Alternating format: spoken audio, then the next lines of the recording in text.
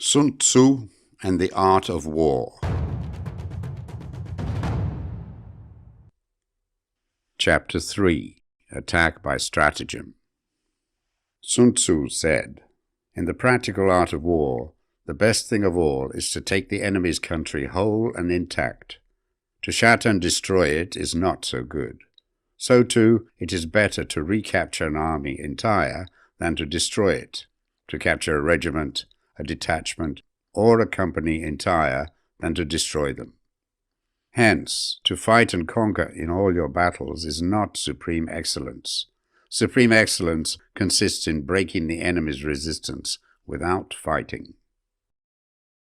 Thus, the highest form of generalship is to balk the enemy's plans. The next best is to prevent the junction of the enemy's forces. The next, in order, is to attack the enemy's army in the field.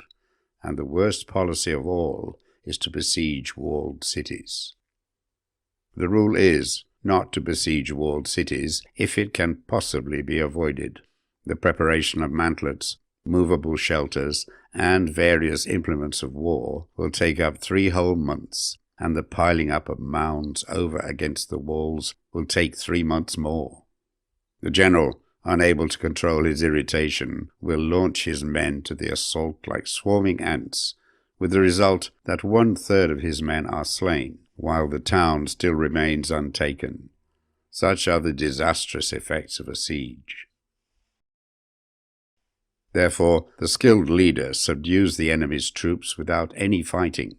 He captures their cities without laying siege to them. He overthrows their kingdom without lengthy operations in the field. With his forces intact, he will dispute the mastery of the empire, and thus, without losing a man, his triumph will be complete. This is the method of attacking by stratagem. It is the rule in war, if our forces are 10 to the enemy's 1, to surround him; if 5 to 1, to attack him; if twice as numerous, to divide our army into 2. If equally matched, we can offer battle. If slightly inferior in numbers, we can avoid the enemy. If quite unequal in every way, we can flee from him. Hence, though an obstinate fight may be made by a small force, in the end it must be captured by the larger force. Now, the general is the bulwark of the state. If the bulwark is complete at all points, the state will be strong. If the bulwark is defective, the state will be weak. There are 3 ways in which a ruler can bring misfortune upon his army: by commanding the army to advance or to retreat, being ignorant of the fact that it cannot obey. This is called hobbling the army. By attempting to govern an army in the same way as he administers a kingdom, being ignorant of the conditions which obtain in an army. This causes restlessness in the soldiers' minds. By employing the officers of his army without discrimination, through ignorance of the military principle of adaptation to circumstances. This shakes the confidence of the soldiers. But when the army is restless and distrustful, trouble is sure to come from the other feudal princes. This is simply bringing anarchy into the army and flinging victory away. Thus we may know that there are 5 essentials for victory. 1. He will win who knows when to fight and when not to fight.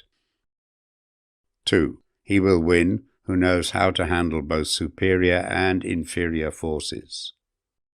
3. He will win whose army is animated by the same spirit throughout all its ranks. 4. He will win who, prepared himself, waits to take the enemy unprepared. 5. He will win who has military capacity and is not interfered with by the sovereign. Hence the saying, "If you know the enemy and know yourself, you need not fear the result of 100 battles. If you know yourself, but not the enemy, for every victory gained, you will also suffer a defeat.